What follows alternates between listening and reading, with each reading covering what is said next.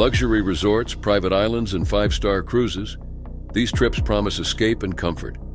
But behind the perfect views and peaceful beaches, some people met violent and disturbing ends. In this video, we'll explore 5 real cases where dream vacations turned into horror. These deaths weren't just tragic, they were strange, sudden, and in some cases still full of unanswered questions.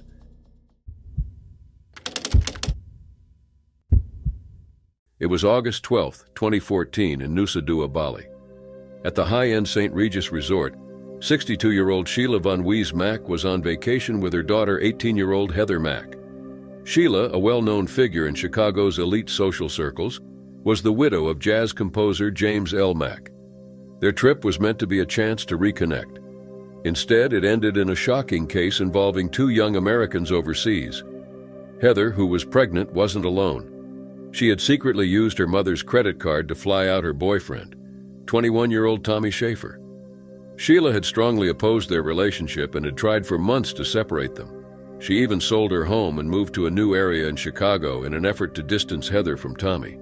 It's believed Sheila hoped this Bali trip would convince Heather to end her pregnancy, but the opposite happened. That night, hotel security footage showed Sheila and Tommy arguing in the lobby. What followed wasn't spontaneous. It was the result of a plan that had been forming for months. Back in Chicago, Heather and Tommy had already talked about ending Sheila's life. They even discussed methods and once offered $50,000 to Tommy's cousin to find someone to carry it out. Text messages later presented in court showed Heather was deeply involved in the planning. Money and control played a major role. Heather believed that removing Sheila could give her independence and possibly access to millions. Reports say Tommy was told the inheritance might be as much as $11 million. According to Tommy, during an argument, Sheila threatened to harm the unborn baby. He claimed that's when he snapped. He struck her repeatedly with a metal fruit bowl. Forensic findings showed Sheila had severe facial injuries and suffocated. Heather helped clean up. They wrapped Sheila's body in a bedsheet, placed her into a suitcase, and accidentally broke her neck in the process. They wheeled the suitcase through the resort, got a taxi, and loaded the bloodstained bag into the trunk. But their plan quickly unraveled. The taxi driver saw blood leaking from the suitcase and alerted hotel staff, who called police. Before they could leave, Heather and Tommy fled to a nearby hotel, but were caught the next day. This wasn't a sudden breakdown. Between 2010 and 2013, police had been called to their home 86 times for domestic issues and missing persons, mostly involving Heather. She had even been placed in juvenile detention and on psychiatric hold. Despite everything, Sheila never stopped supporting Heather. Her brother, Bill Weiss, said Sheila believed Heather could still change. During the trip, Sheila had taken painkillers after a fall and stayed in her room. That's when Heather bought Tommy a business-class ticket to Bali. Hours after he arrived, Sheila was dead. Heather and Tommy were arrested and charged with premeditated murder. Heather gave birth to her daughter, Stella, while in prison. Tommy was sentenced to 18 years. Heather got 10. Some were shocked at how light her sentence was. Later, it was revealed that $150,000 from Sheila's estate was used to fund Heather's legal defense. In prison, Heather lived a relatively comfortable life, joining dance groups, learning languages, and becoming a translator. Tommy, meanwhile, was isolated and reportedly mistreated. He later expressed deep regret. In a 2019 interview, Heather claimed Sheila had mistreated her, but records showed a different story, one where Sheila tried to keep Heather from spiraling further. In 2017, Heather posted a disturbing video saying she didn't regret what happened. It shocked many. Heather was released early in 2021 for good behavior, but when she returned to the United States, she was arrested again. Now 29, she was sentenced to 26 years in federal prison. At the hearing, she apologized to her family. Her Uncle Bill said it was the first time she had done so, but added that it was hard to know if she meant it. Stella, Heather's daughter, now lives in Colorado with Sheila's niece, Lisa. She no longer wants contact with Heather. After years of legal battles, Heather gave up her inheritance, allowing the money to go to Stella. Tommy is still serving time in Indonesia. Heather is in a U.S. federal prison, and Stella, now 10, is doing her best to live a normal life far away from the tragedy.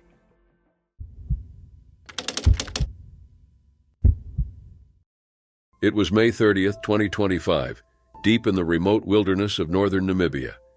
Bernd Kebbel, a 59-year-old German-born businessman and conservation supporter, was on a safari in the Kunene region. He wasn't just visiting. Bernd had spent years helping protect Namibia's desert-adapted lions.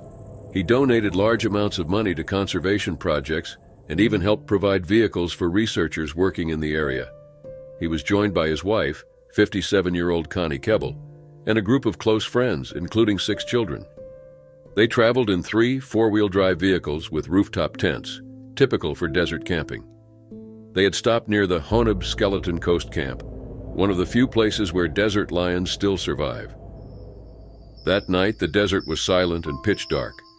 Everyone settled into their rooftop tents, believing they were safe above the ground. Bernd and Connie were sleeping in a tent mounted on their vehicle. Around 1:30 a.m., Bernd climbed down from the tent to use the toilet. It was a short routine trip, one many safari-goers make. But nearby, a lioness named Charlie was waiting. Charlie wasn't a typical lion. She was 12 years old and severely underweight. Photos taken weeks earlier showed her ribs clearly. She was once one of the young lions featured in a well-known documentary, but now she was starving and had lost her fear of humans. As Bernd reached the ground, Charlie attacked. She bit into his neck and dragged him into the bushes. The attack was fast and brutal. Bernd didn't survive.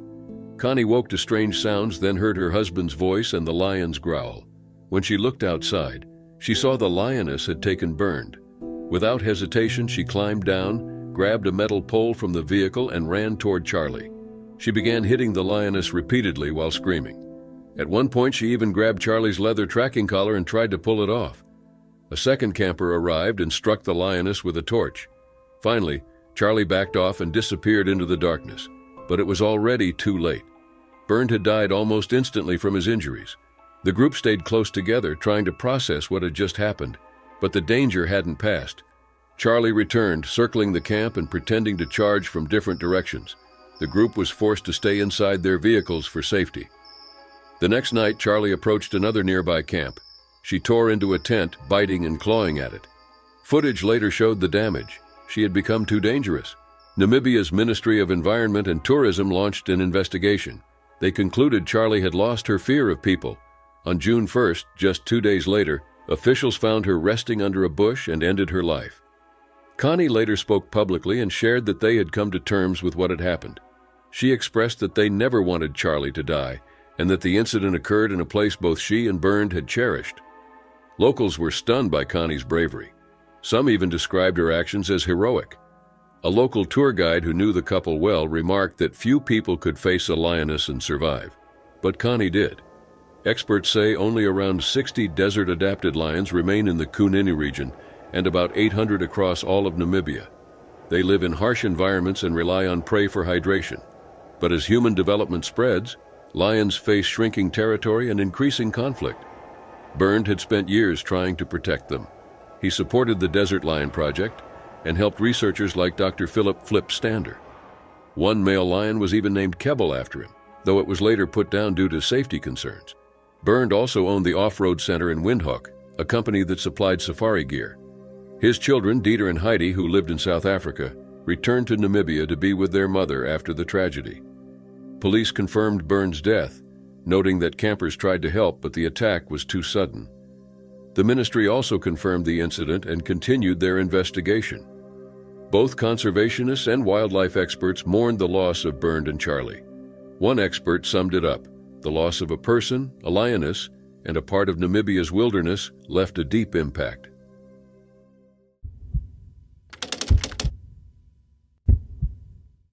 It was a cold Sunday morning in 2013, deep in the Arctic Circle. A Eurocopter EC-120 had just landed by the Rinda River in Russia's Kola Peninsula.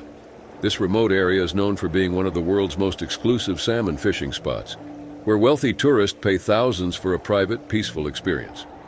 On board were 3 men: Rupert Beaumont, a retired lawyer from London, and Mark Robertson, a fine art dealer, both 69 years old, and their 53-year-old Russian guide, Alexander Tushnikov, an experienced Arctic expedition leader.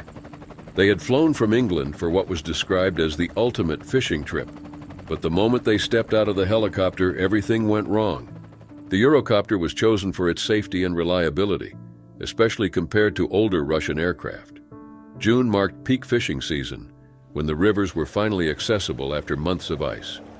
The helicopter landed near Renda Lodge, a luxury camp popular among foreign anglers. The pilot, 25-year veteran Alexander Shabalin, touched down in a marshy area near the river. The plan was for the group to start their fishing trip from there, but the ground was too soft. One of the wheels sank into the wet terrain, causing the helicopter to tip sharply. The rotor blades, still spinning, dropped low and struck all three men. Rupert, Mark, and Alexander were killed instantly. They never had a chance. A second helicopter carrying other guests, including Rupert's son James, was just behind them. From the air, James watched the entire incident unfold.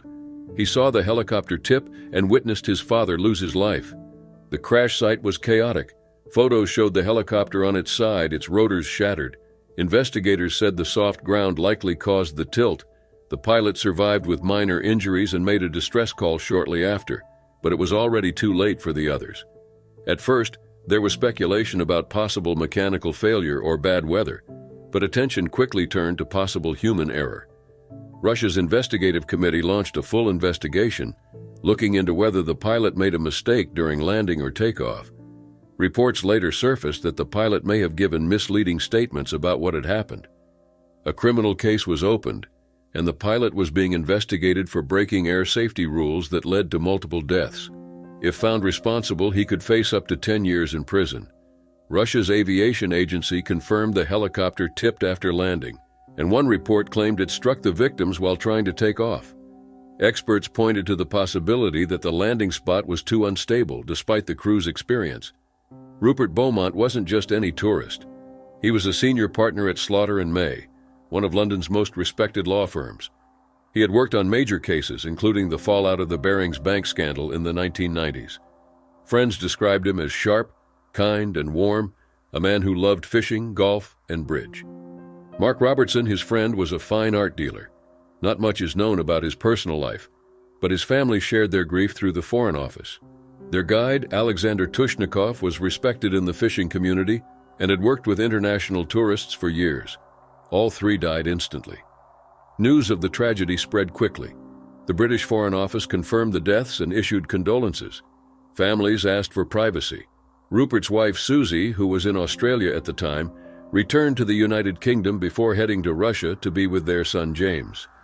The Kola Peninsula had become a top destination for elite anglers. The helicopters used were considered modern and the pilots were highly trained. But on that day, something went fatally wrong. Whether it was pilot judgment or the terrain itself, 3 lives were lost in seconds. A peaceful fishing trip turned into an unimaginable tragedy in one of the most isolated places on Earth.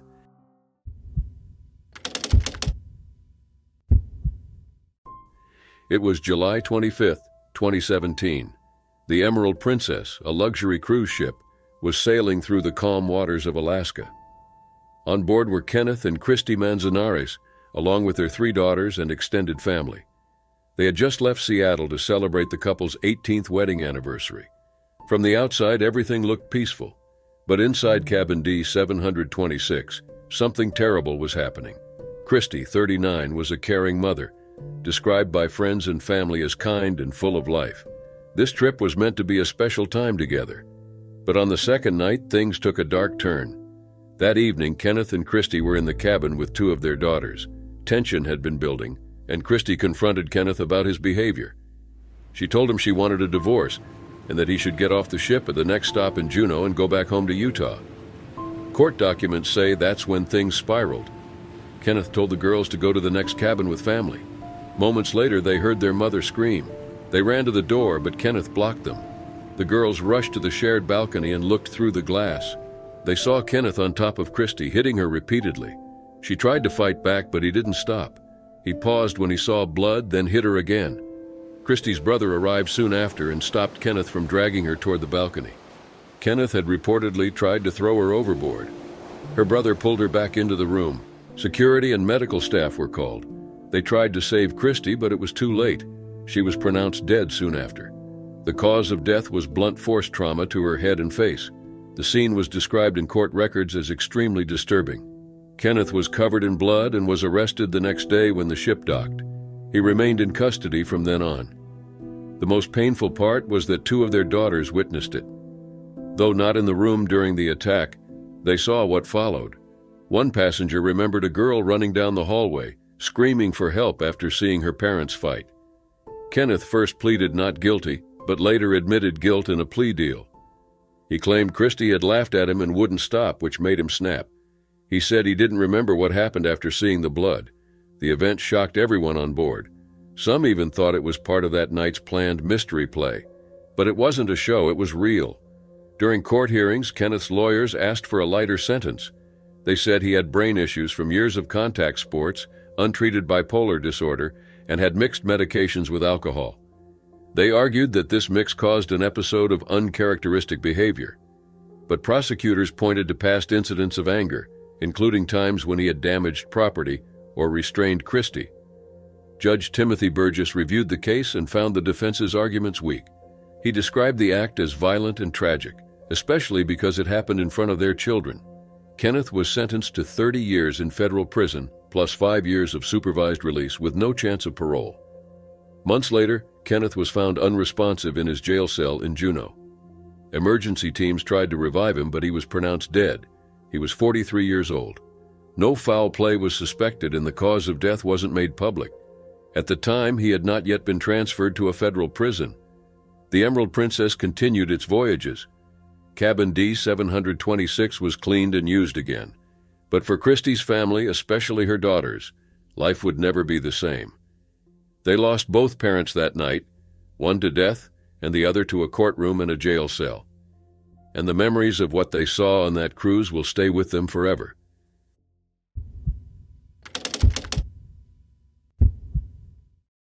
It was February 22, 2025 in San Pedro, Belize. 3 American women, Kautar Nakad, 23, Imani Mala, 24, and Wafai El Arar, 26, were found unresponsive in their room at the Royal Cahal Beach Resort, a luxury hotel known for attracting tourists. The group had planned to fly back home to Massachusetts the next day. They had been healthy and excited about their trip. Friends described them as kind, smart, and full of energy. It seemed like a normal vacation, until everything took a sudden and unexplained turn. On February 21st, hotel staff noticed something odd. None of the women had been seen since the previous day. Surveillance footage confirmed that they had entered their suite on Friday and never came out. Housekeeping knocked, but got no response. They returned the next morning and after several attempts entered the room. What they found was disturbing. All 3 women were inside and unresponsive. First responders noted signs that suggested something sudden and serious had happened. Although emergency services arrived quickly, all 3 were pronounced dead at the scene. Belize police launched an investigation. Police Commissioner Chester Williams gave a public statement saying alcohol, vape pens, and gummies were found in the room. He added that nothing illegal had been discovered but suggested the women may have reacted badly to something they consumed. Their families and friends were outraged. They felt the explanation didn't match the people they knew. They didn't believe the women would have used anything harmful and thought the commissioner's statement was rushed and unfair. An initial autopsy in Belize found that each woman had died from acute pulmonary edema, meaning fluid had filled their lungs. But this still didn't answer what caused the condition. Their bodies were flown to Massachusetts for a second autopsy. Weeks passed with no clear answers. Then in early March, new information surfaced. A woman using the name Jane had checked into the Royal Cahal with her friends on March 1st, shortly after the deaths. Concerned about safety, she contacted the hotel beforehand. A representative named Daniel reassured her there were no ongoing risks and referred to the deaths as a one-time substance-related tragedy. Jane believed him, but on the 5th day of her stay, she woke up with her left leg numb, dizziness, and blurry vision. She collapsed while trying to stand and couldn't move for nearly 40 minutes. Later, she continued experiencing confusion, headaches, and vision issues, even after returning home. At the time, Jane didn't know what caused it. But after reading about a possible carbon monoxide leak, things started to make sense. Carbon monoxide is an invisible, odorless gas that can leak from fuel-powered appliances. It causes symptoms like dizziness, numbness, and confusion, and can be fatal at high levels. Jane reported her experience to the U.S. Embassy. A friend was later told that some rooms at the resort had dangerously high carbon monoxide levels. But the embassy didn't release a public statement, only saying they were working with local authorities. Around the same time, another guest named Nakwana H. posted a review. She had stayed at the hotel just before the women were found. Her carbon monoxide detector had gone off, showing a reading above 400 parts per million, a dangerous level. When she reported it to staff, they seemed unsure how to respond. Under growing pressure, Belizean officials ran environmental tests. This time, they found that some rooms had readings as high as 500 parts per million, far above what is safe. On March 26, authorities confirmed that the cause of death was carbon monoxide exposure. Toxicology results showed that each woman had more than 60% carboxyhemoglobin in their blood, confirming fatal exposure. No other harmful substances were found in their systems. The families released a joint statement expressing their heartbreak and frustration. They asked for better handling of cases like this in the future and pushed for answers on how such a danger had been missed. The Royal Kahal Beach Resort later closed its doors. Kautar, Imani, and Wafaye didn't lose their lives by chance. Their deaths were the result of something silent but entirely preventable. Their families are still waiting for full accountability, and they hope this never happens to anyone else.